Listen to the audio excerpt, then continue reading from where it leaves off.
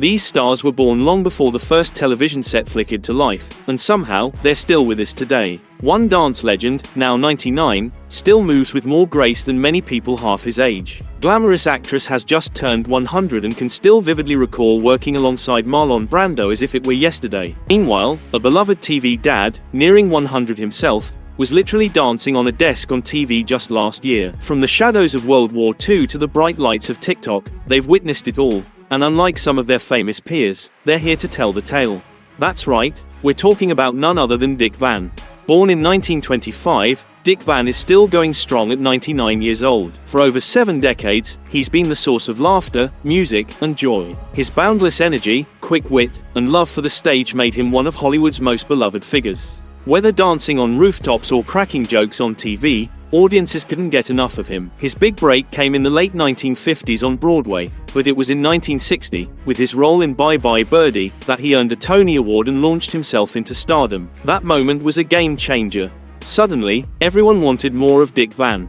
His style, playful yet clever, captivated audiences far and wide. You never knew what he'd do next, but you were certain it would be something unforgettable. By 1961, he had his own show, The Dick Van Show, which ran until 1966. The show was a massive hit, and alongside Mary Tyler Moore, he became one of television's most iconic couples. Van wasn't just funny, he was a master of physical comedy. A glance, a misstep, and he'd have the entire country roaring with laughter. His performance earned him 3 Emmy Awards. But it wasn't just the jokes that made him stand out, it was the way he moved, the way he reacted, making everything seem effortless and full of joy. But Dick Van didn't stop there.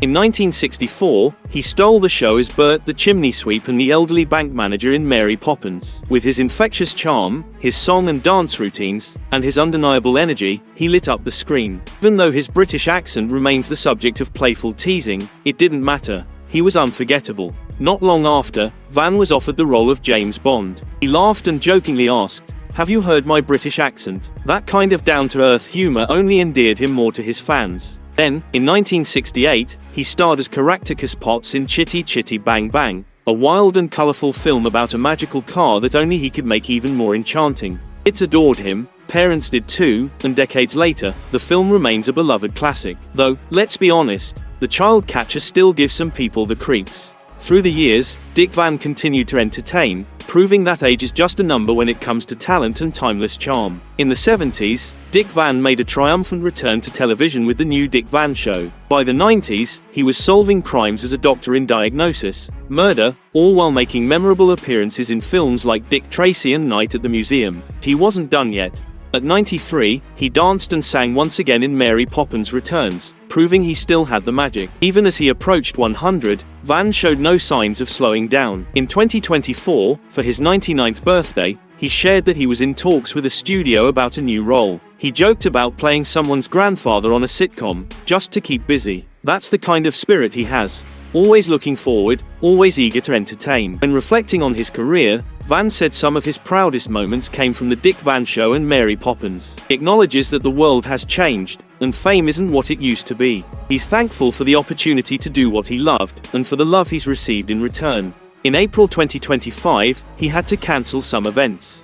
Traveling and meeting large crowds had become difficult, but when asked how he was doing, he smiled and quipped, "I feel old," before joking that he was just praying to make it to 99. Even in that moment, his humor shone through.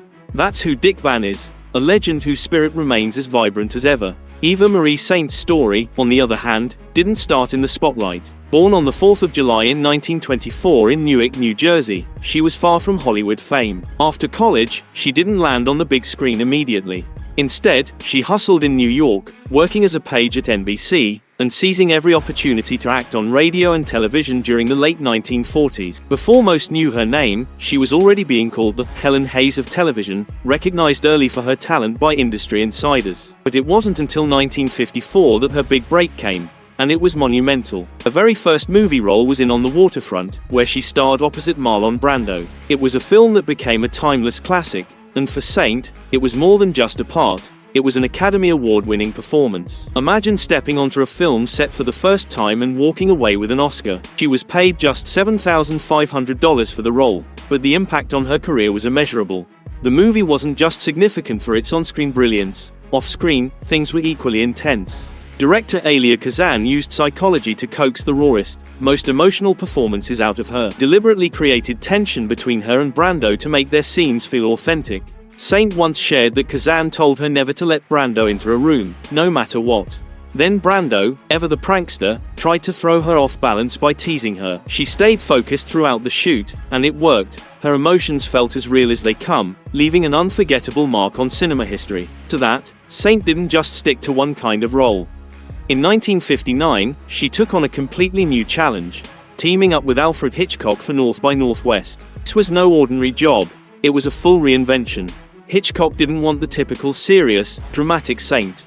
Instead, he took her shopping himself, carefully selecting her wardrobe and coaching her voice to sound softer, lower, and more mysterious.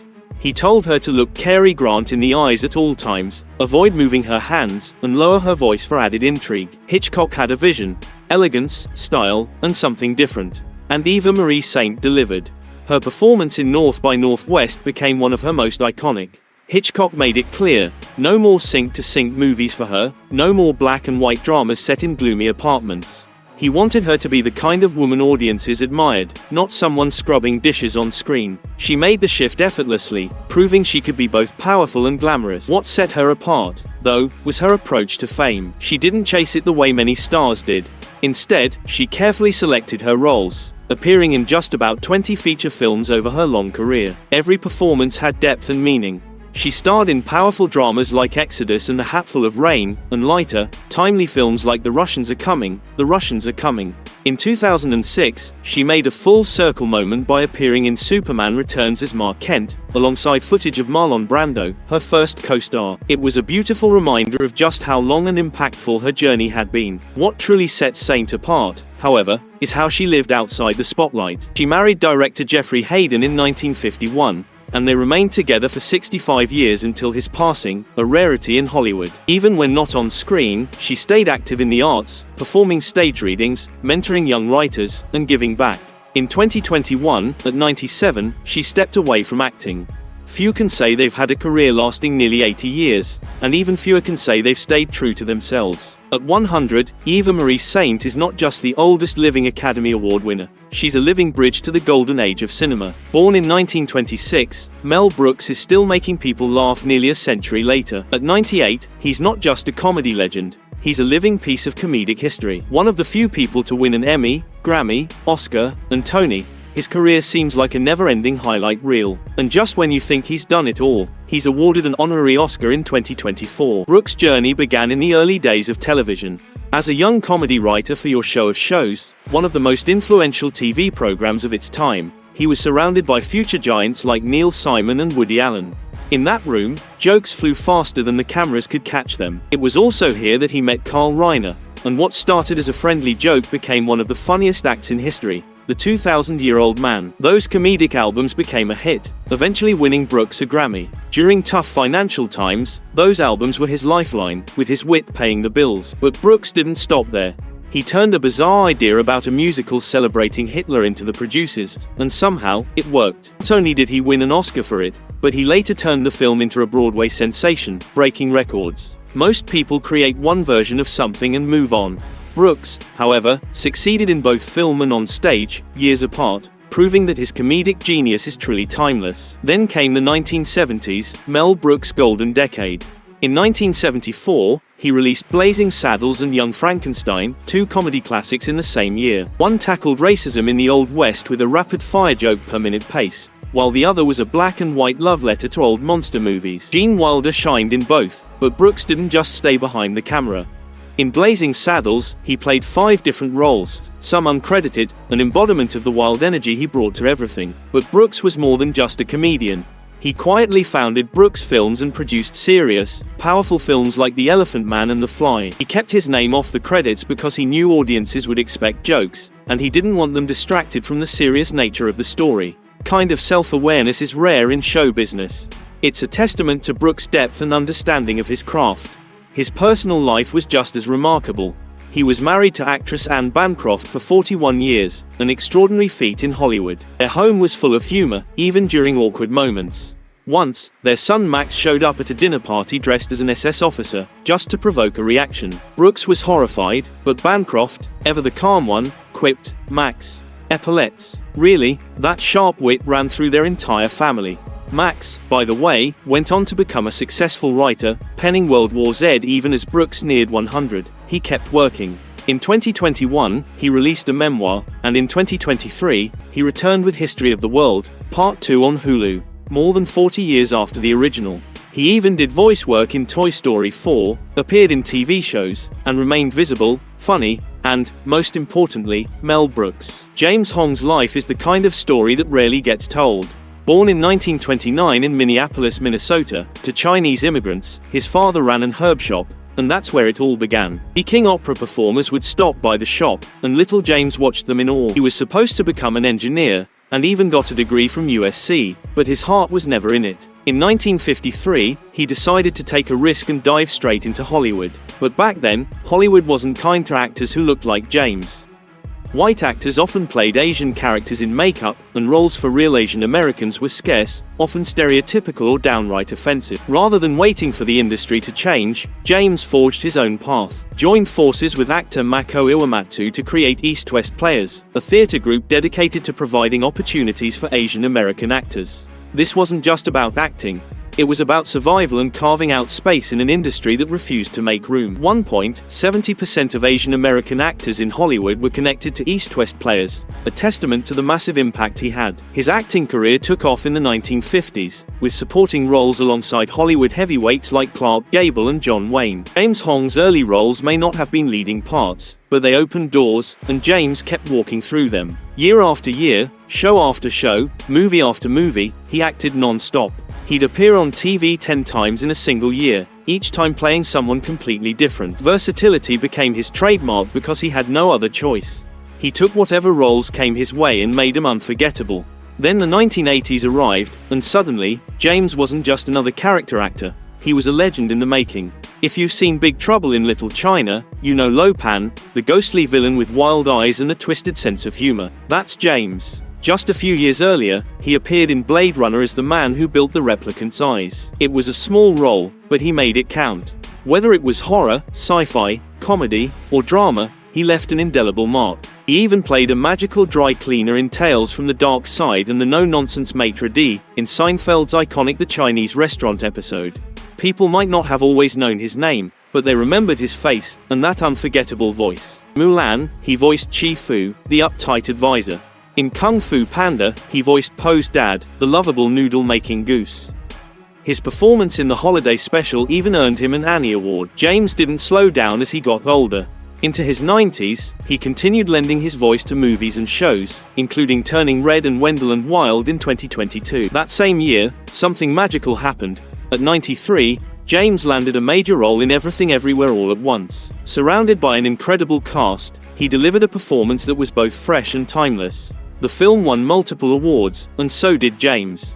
The Screen Actors Guild honored the entire cast, and James stood on that stage, proving he was still at the top of his game. Then came something long overdue, a star on the Hollywood Walk of Fame. He became the oldest person ever to receive one. There were lion dances, heartfelt speeches, and Jamie Lee Curtis spoke. Daniel Day Kim, who spearheaded the campaign to get James his star, stood proudly beside him. This wasn't just about James getting a star. It was about what he represented, decades of struggle, persistence, and the refusal to fade into the background. James has always been candid about what it was like to be an Asian actor in early Hollywood. Played what he bluntly calls Chinaman roles, hats, accents, cliches, the whole stereotypical package. But instead of allowing those small roles to define him, he used them as stepping stones. He never stopped pushing forward, and in doing so, he opened doors for others. As a member of the Academy, James continues to advocate for young Asian and Pacific Islander talent, reminding the world that there's still much work to be done. Even now, in his 90s, he's still working. He's producing a movie called Patsy Lee and the Keepers of the Five Kingdoms. Still creating, still dreaming. Jamie Lee Curtis said it best during his star ceremony. It's about fucking time. She's right. James Hong gave everything to Hollywood, and finally, Hollywood gave something back. Elizabeth Waldo's journey began in 1918, in Yakima, Washington, near the Yakima Indian Reservation. By the age of 3, she was already singing. By 5, she was playing the violin. Her talent was undeniable from the start, and renowned violinist Joshua Heifetz took notice. He helped her secure a scholarship to the prestigious Curtis Institute of Music in Philadelphia, where she honed her classical music skills. In 1940, her life took a major turn. Conductor Leopold Stokowski invited her to join the All-American Youth Orchestra, and she toured across North and South America. Those travels changed her forever.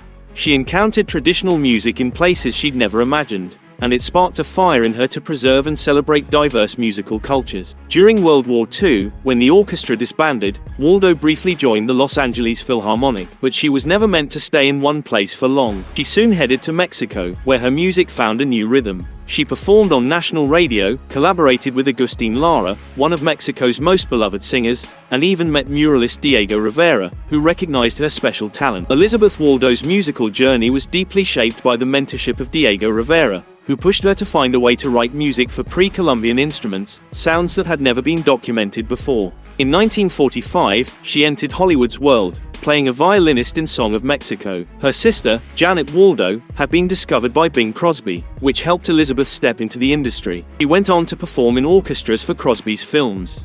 Big composers like Maurice Jarre and Lalo Schifrin admired her unique sound, and her music found its way into Dr. Zhivago, where it added emotional depth to the film. In the years that followed, she toured with Ima Sumac, a Peruvian-American soprano who blended Andean folk songs with jazz, opera, and Caribbean rhythms. They performed across Hollywood, Las Vegas, and even Europe. This experience pushed Elizabeth to explore music from various cultures, leading her to create some of her most groundbreaking work. In the late 1950s, Waldo began recording albums featuring ancient instruments that had never been heard in a recording studio before. Albums like Maracatu, Rites of the Pagan, and Realm of the Incas were ahead of their time. They didn't just document music from the past. They created something entirely new using ancient sounds. Jazz producer Gene Norman, who worked with Waldo, called the experience unforgettable. Waldo didn't stop there. By the 1970s, she was scoring films like Chac, Dios de la Lluvia and Lost on Paradise Island. In the 1980s, her curiosity led her to Chinese music. She formed a Pan-Asian ensemble that performed in schools across Los Angeles and even toured China. Her composition Concerto Indo-Americano was performed with the Xi'an Symphony Orchestra, another perfect example of how she brought diverse cultures together through music. Elizabeth Waldo was deeply committed to education, founding Rancho Cordillera del Norte in Northridge, California. Cultural Center, which featured a 150-seat theater, hosted concerts and offered lessons. She also created the New Mission Theater, dedicated to multicultural arts. Even into her 90s, Waldo continued to compose and release albums, including Land of Golden Dreams and Heartstrings Soul of the Americas. At 97, she was still composing pieces like Chinese Immigrants during the Gold Rush. 106, she remains one of the last living ties to Hollywood's golden age, with a legacy of preserving and connecting diverse musical traditions across time and cultures. Jacqueline White, born in Beverly Hills in 1922, illuminated Hollywood screens with a quiet strength in the 1940s. Now over 100, she is one of the last survivors from Hollywood's golden age. Her acting career lasted just about 10 years, but her work in film noir endures. Discovered by chance at 17 during a UCLA theater class, she signed with MGM in 1942. Though her early roles were small, they helped her grow. After moving to RKO in 1947, she landed significant parts, including in Crossfire, which boldly tackled anti-Semitism, and Banjo. By the time she left Hollywood at 28, her legacy was set. In the Western Return of the Bad Men, she worked alongside Randolph Scott, who she later remembered as kind and respectful. Westerns, though not the bulk of her work, became an important part of her resume, with 2 more films in the genre following shortly after. The movie that truly sealed her legacy was The Narrow Margin, released in 1952. It was a tense, low-budget noir that turned out to be a masterpiece. Interestingly, she had already left Hollywood when she got the role. After marrying Bruce Anderson in 1948 and moving to Wyoming, she thought her acting days were over. However, during a short trip back to Los Angeles, she ran into director Richard Fleischer and producer Stanley Rubin at the RKO commissary. Random encounter brought her back for one last film. Even that movie had its share of drama.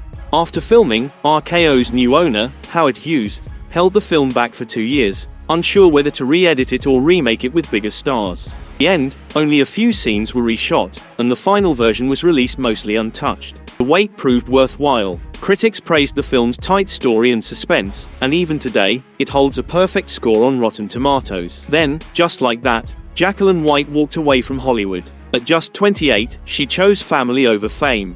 While many of her contemporaries chased roles and clung to the spotlight, Jacqueline White built a life far from the cameras. She raised 5 children in Wyoming and stayed married for over 50 years. Her husband passed away in 2000, but their long life together tells its own story, one of quiet commitment and clear priorities.